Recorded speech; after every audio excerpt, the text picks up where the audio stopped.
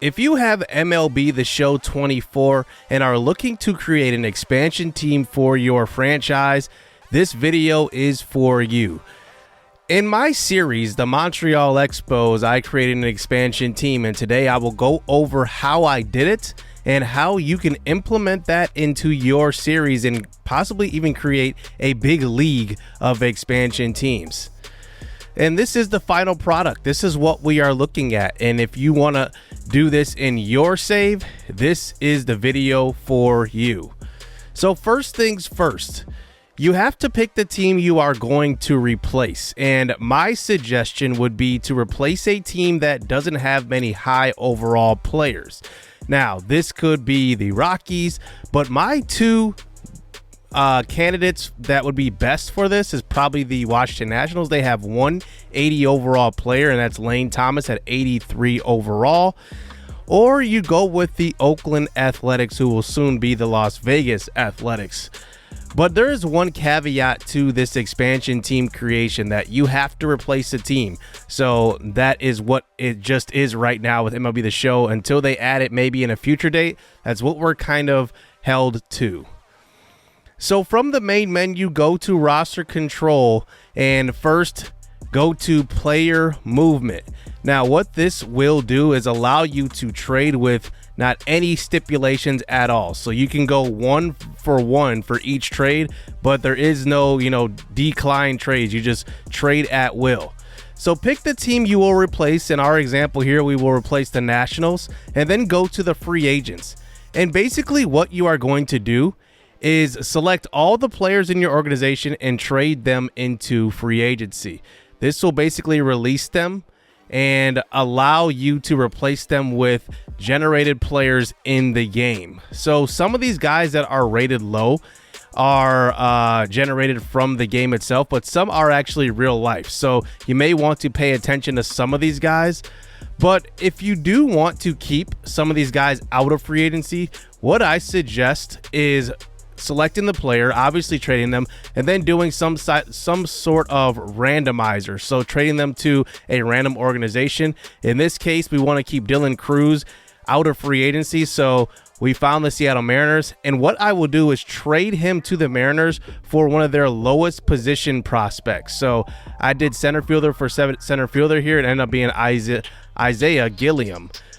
So after that, your roster will look something like this. You will have a lot of low overall guys, and that's where we get started with the expansion draft.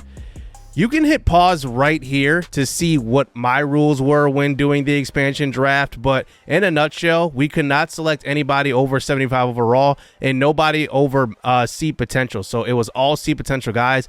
Relief pitchers have interesting ratings this year, so I put a max on overall for them at 71.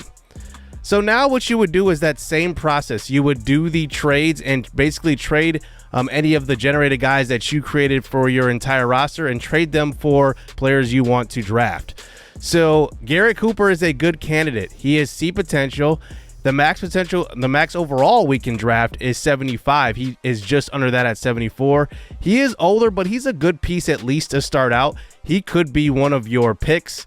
And then looking at guys like Carl Edwards, who is over the 71 overall threshold for relief pitchers, and Yan Gomes, who is over the B potential threshold for players, they would not be eligible for the draft.